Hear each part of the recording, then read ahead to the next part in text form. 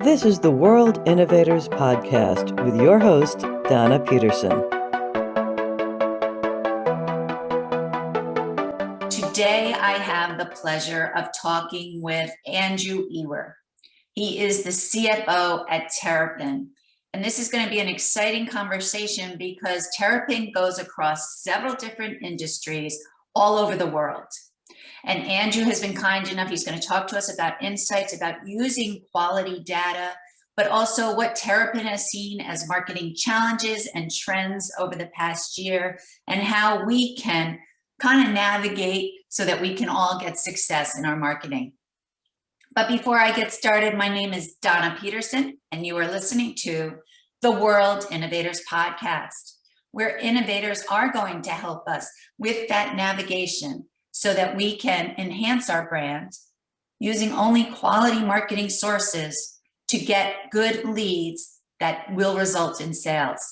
So let's get started. Good morning, Andrew. Morning, Donna, and thanks for having me. Oh, you're welcome. How are you today? Not too bad yourself. Good, good. Well, like I said in the intro, I am so excited to be speaking with you because Terrapin has such a wealth of information across different industries and all over the world. And so I wanted you to maybe tell our audience about the different industries that Terrapin works in. Okay, well, I think as you said at the beginning, we are very diverse in those industries and we're also global. So Terrapin's been going for 30 plus years, focusing on conferences and exhibitions around the world. We do topics from life science to transport, and within that I talk about railways, aviation, to power events, from solar to power generation, and numerous other enterprise style events. Then we do those, let's say, globally, from Sydney to Singapore to Johannesburg, Dubai, London, New York, you name it. We've probably been there in the past, or we are there today. So very, very diverse group of events from sectors and diverse locations. Interesting. Amazing to be across all those different industries and all over the world, because obviously it changes. Do you see one particular industry being hotter right now than another, or a different part of the world kind of being? Yeah, I think at the moment, not surprising to hear that life science is shall we say, it's hot. Just given everything that's happening. That's not surprising. I think if you look at our events over the last year, the life science events have been the most attended, with most downloads. You want to go through the different degrees of how people are interacting with what we're doing. They're attending, they're downloading stuff we send out, they're interacting with our sponsors, or they want to sponsor and purchase sort of stuff from that side. So that's not surprising, I guess, given everything that's happening. I think what we will see as we come out of this, we're seeing a little bit of that is stuff on the broader the transport sector. I think we will be picking up for various reasons, not just alone the governments are putting money in, but there's a return to, doing things a bit differently and a return to scaling up in that area. And also the other stuff that has been quite interesting over this while has been the payment sector. As we're all aware, there has been a very long talked about shift from cash to electronic payments has accelerated over the last year. And we're pretty well, through one or two very large events, well placed to take on that. So we've seen, once again, on that side, a take up on that sort of sector and information. Yeah, that's interesting. Over the weekend, my daughter graduated college, and it was the CEO of Pfizer who spoke. And he talked about how they had to get together and, create the vaccine in 8 months, which normally would have taken 8 years. So yes, I can understand why the demand in that, the life science space is so big right now. Now, does Terrapin, I know you have email lists and different other marketing channels. Do you ever release those email addresses? Because I'll have clients who say, oh, I want to buy a list, or I want to, obtain the email addresses myself. Does Terrapin ever do that? Well, they're going to be disappointed. The answer is going to be no. We don't sell lists. We don't. I mean, that's just not what we do.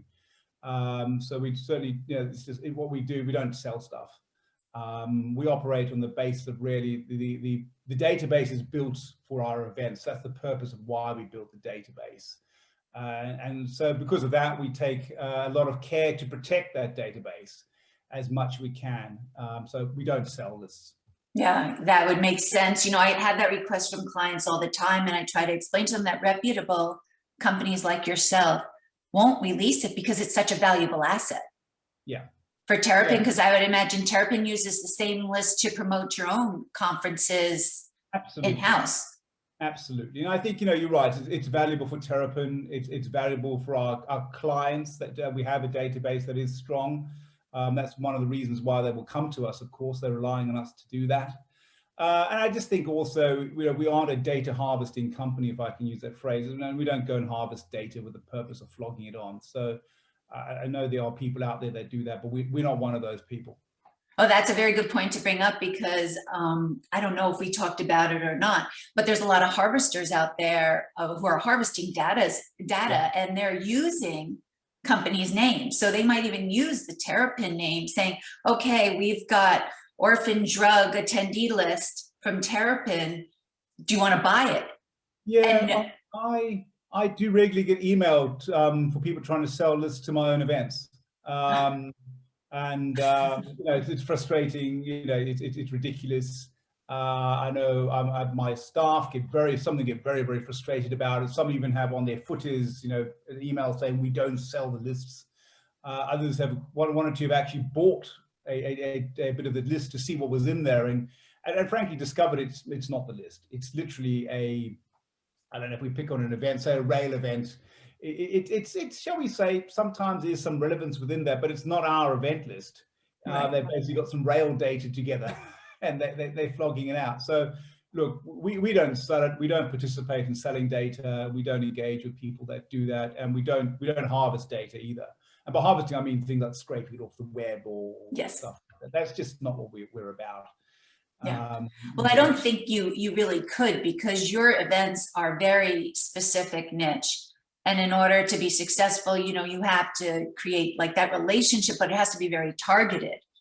Yeah, and that's correct. So any research that we do will be a targeted research.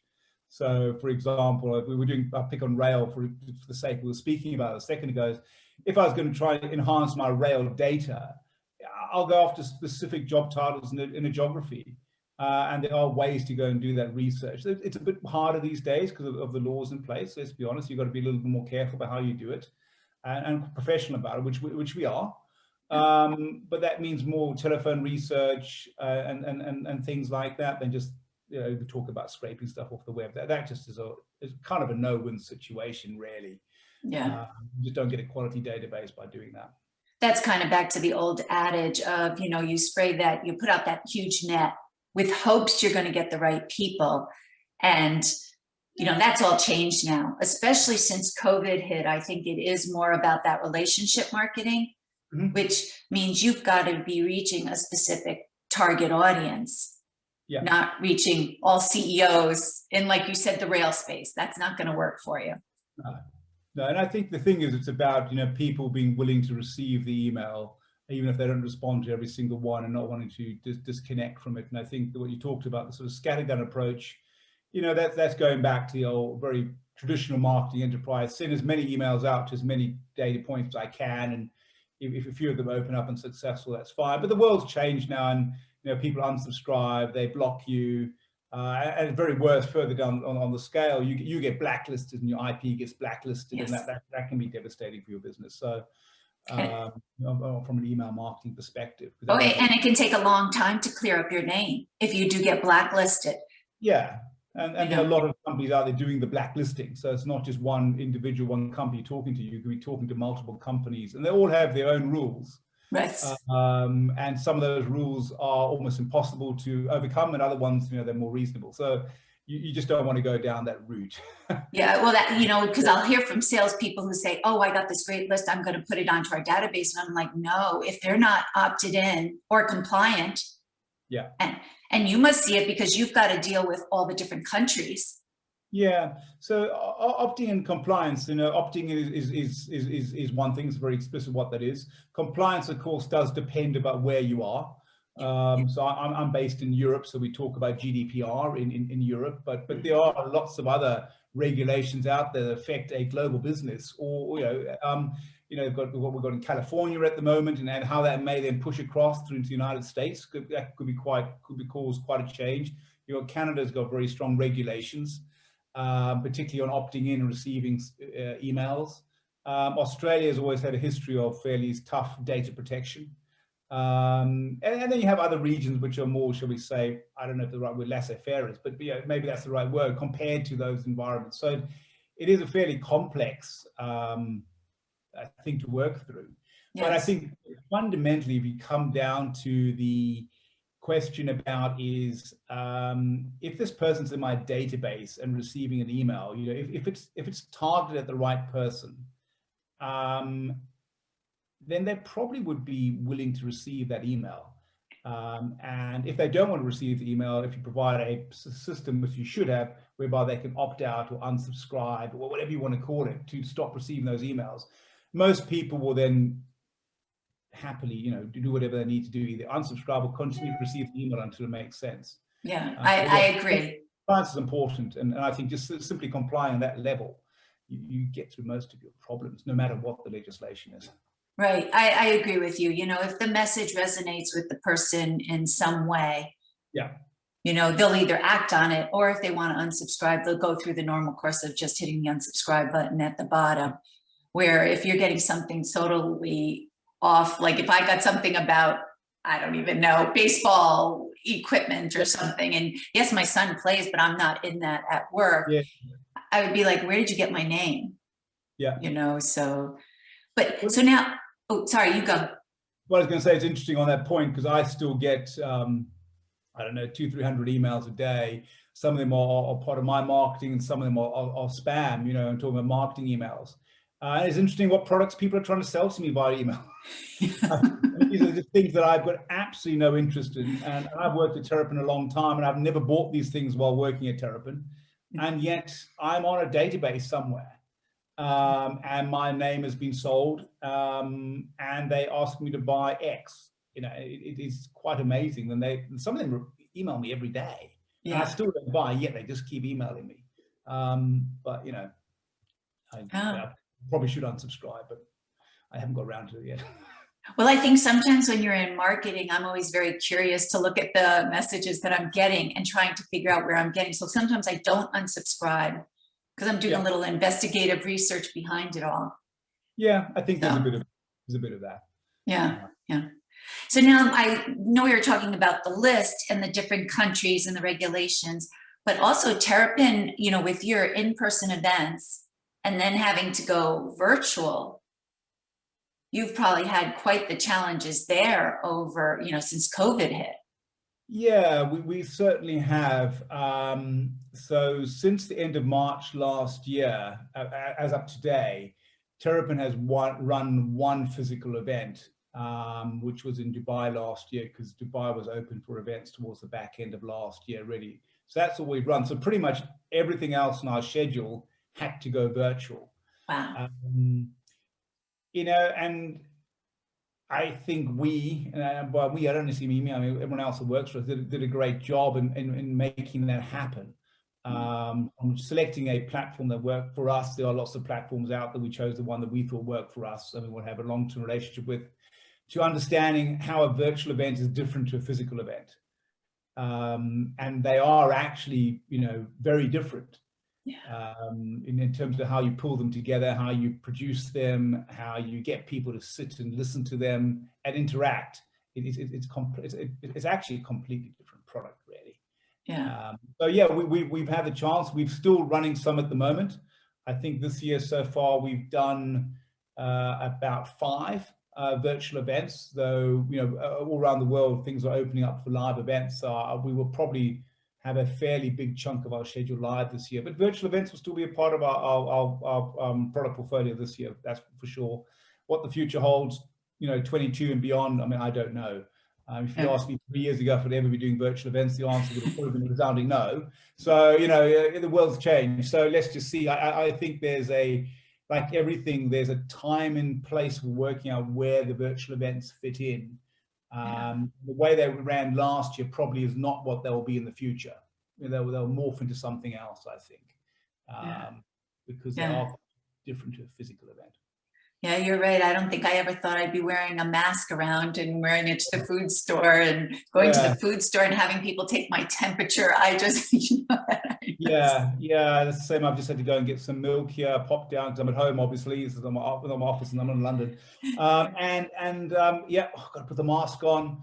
So I quickly put the mask on, walked inside, took the mask off. We got in the car, and I thought they just happened. You know, if you asked me, but I think a year ago, I said, well, I would definitely not be doing that. You know, and now I just do it out of habit. So the world's changed. We all adjust, and Terrapin obviously had to adjust their events in order to keep going, especially the life science space. Like you said, you couldn't stop those areas because it was such a area that people are just looking for information at this time. Absolutely. I mean, one of our biggest events is the World Vaccine Congress that we run in Washington every year.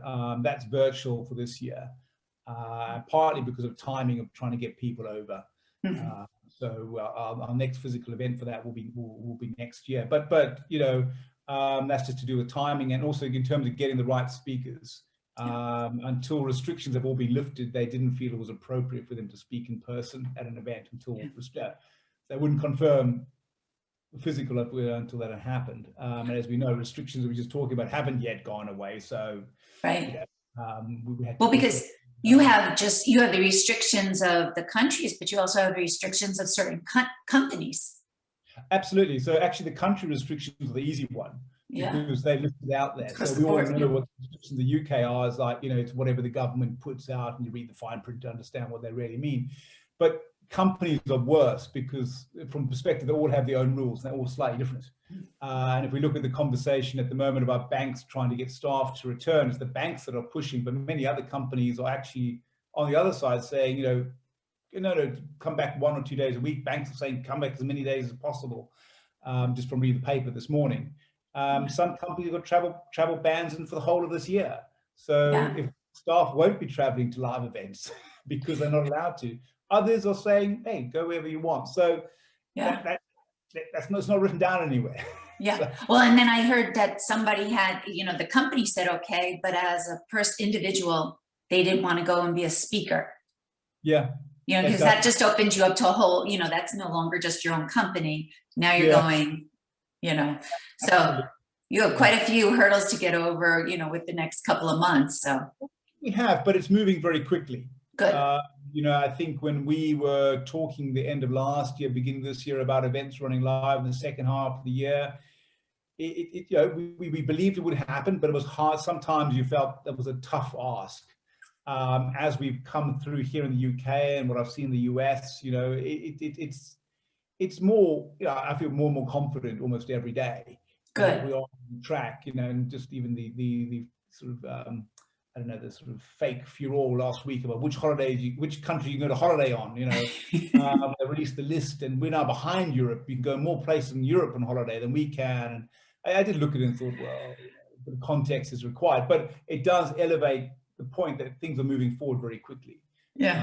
Attending a live event, by the time we get to sort of, say, for example, here in Europe in September, I think is going to be very plausible. Good. Quickly, and we are moving towards that sort of goal, shall we say. Excellent. Now, in regards to different marketing offers, have you seen one respond better than another? Well, it's in terms of our responsiveness of our data. Is that more with a question more where you're coming from, and or you're talking about maybe channels that we're using? Even just chat, like, is it a publication or a webinar? What type of offers have your attendees been responsive to? Like what are they trying to receive? Well, I think at the moment, once again, a little bit to do with the pandemic and virtual events, webinars, the response rates have gone up. I think people, for a couple of reasons. One, I think people have more time available for webinars. I think they're more comfortable with sitting in front of a laptop for a short period of time. And maybe it's also because they're at home, so they can look at a webinar without being distracted in the office. That will change. But I think the other thing is potentially the quality of the webinars has also improved, because we've all had to lift our game a little bit. For me, what is a webinar? Well, webinar is really a cut down, smaller version of a conference. That's what it should be. So Terrapin, really, we shouldn't be talking about webinars with just me talking, for example. That wouldn't be a great webinar. You want to have a panel of 3 or 4 people having a conversation. Then it's interesting. Yes. There's a conversation going on. So that's a bit of a change. So I think webinars are proving to be quite interesting. The other thing is taking that a little bit further. Things like what can I call it, sort of a hosted buyer program almost, but delivered virtually by a webinar, where people come up and say, look, can you get together maybe these 10 buyers, and we join on a Zoom call or a Teams call or whatever product you want to use, and can you facilitate that? And it's really, obviously, we're pitching our product, of course we are. That's the whole point of doing this. We want to pitch it in a more collaborative way and a bit more thought leadership, but we want the right people on the call. We don't want 250 people on the call. We want these 10 job artists in these companies type thing. So, that's harder to do for us. Of course, you've got to go and find them, but we are very good at finding the right people, or close enough to the right people as we can. So that's been quite responsive. I think actually email responsiveness has actually gone up, but that does come down with a caveat. I think that has a lot more to do with segmentation of our data before we send the data out. So go back to the earlier point about the scattergun approach versus working in a niche. As we moved a bit more across to being really niche about it, response rates have gone up. It's more hard work, by the way, doing the niche stuff than the scatter. It's more hard work. I've seen that also. People come in and say, oh, email doesn't work anymore because people are being bombarded with messages. But like you just said, if you do the research and find the exact people that would be interested in what you have to offer, they do want to receive the message. And I'm a big proponent with my clients, just don't always be selling. Don't always be selling. You need to educate. And, so give out some informational information, maybe it's a blog you wrote or an upcoming webinar or something to educate or inform the individual, and then the sales. I think that's correct. That's another channel that we're seeing is developing a bit more. I don't think anything groundbreaking saying this. We've dipped our toe in and out of, what shall we call it, content marketing. Yes. A clumsy phrase, but over the years, we do have one publication, a proper publication within our group that's been going for a long time in the telecom space, but we've sort of dipped our toe in and out of doing blogs and other forms of sort of content marketing. And we are going back into that a bit more now, but trying to get a bit more quality in there than maybe we did in the past. Goes back to that email thing, that the scattergun versus niche. We sort of, the old days of doing a blog is you create a blog with as much stuff as you could. And now we're saying, actually, that didn't really work because everyone was doing it. You need to put stuff that people want to read. Yeah, and make it very specific. Yeah. Like for me, back when we started blogging, which was, I think, back in 2010 or 12, I would write things just about marketing. Yeah. Well, that's not really going to bring me the, B2B, I'm in this specific niche sector. So, fully my titles have gotten more specific niche. And I think that's where companies will succeed if they find their specific niche and stay in that space. I think that's correct. I think, the world is all about niches. At yes. the end of the day, that's where you make your money. The big and broad things, they're a different beast altogether. But really, you've got to be a specialist to be successful these days. Well, it's sort of like what we were talking about, spreading that large net. Same thing, with content that you create. If it's too broad in its content, again, you're not really going to target it in towards that person who's in the life science space, interested in vaccines. Yeah. Unless you really pinpoint it down. Exactly. So there's no point emailing your whole life science database about the vaccine event. You've got to email people with job titles and or companies that are in that space, and you've got to give them, within that, you've got to segment even further to get the relevancy. Otherwise they're just not going to read it because they're going to see it as, another, shall we say, a bit of broad range waffle that's just not worth their time. Well, because it's not going to answer any, maybe challenges that they're having at work or information that they need right now. And we all heard, I think I mentioned the CEO at Pfizer spoke at the graduation, but 8 years to 8 months, guess what? They were trying to get the information that they specifically needed as quickly as possible. Yeah. So they didn't have time, kind of scraping through all the different, general broad information that was out there. Absolutely. Yeah. Yeah. So it's pinpointing. Now, does Terrapin have different marketing channels that they offer to complement if someone's doing an email blast with you? Typically not. Because being honest, very clear. Our main business is running events and conferences. Yes. So any sort of rental of a list is very much I'm going to use that term again, a niche business. Right. And we don't do a lot of it. So Yeah. we are a bit selective about who we use or who we don't use, and who can rent data, lists from us as such. So we unfortunately don't really provide that. We really only provide it for our clients who sponsor our events. But that's not to say it can't happen in the future, particularly as we get more into content marketing. There might be some more opportunities there. Yeah. Well, I think it's important for you as having, you have your in-house list, which is a valuable asset to Terrapin, that you only let offers that are very relevant for that audience to be promoted to them, because you don't want them to unsubscribe from the list, because you want to be able to use it for your own in-house. And that's why, I can see that you're kind of going in the right direction by being very selective of who can use the list and how they use it. Yeah, absolutely. Absolutely. And one thing I think you and I have done together is, you may not have different marketing channels, but that frequency of the emails helps. So maybe we'll do a 2-time email blast and, that works out well. So it does well. Yeah, potentially it does. It does depend on what is being marketed and who the audience is, but yeah. Good. And what do you see as the biggest marketing trend going into, 2021? Wow. Should really have the marketing director on call for that. But yeah, I do think the challenge actually of data, and I say data, it's a very clumsy phrase, but the whole data research thing is becoming a lot harder. I think that is one of the key challenges. Mm. Because obviously with the pandemic, it's been very unsettling, and a lot of things have changed around the world, and people aren't necessarily in the jobs they used to be.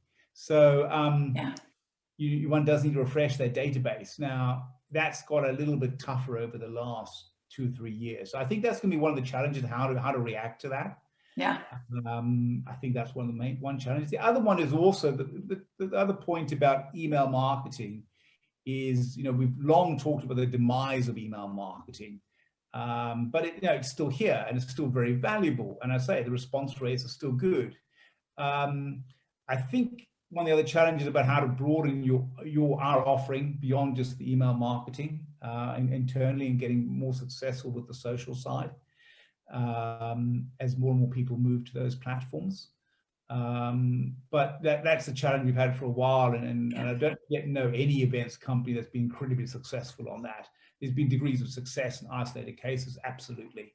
Yeah. But I think the challenge is really how to in the modern world, new world, shall we say, or whatever you want to call it, post-pandemic world, how to refresh one's database in a new and a cost-effective way. And the other one is to have new channels besides just email marketing. Personally, I think email marketing is here to stay for a while, though. The demise of it's been on the cards for a long time, but it's still. I think it's here to stay, but I think people have to get better at it, and I think they have to concentrate on quality, not quantity. Yeah.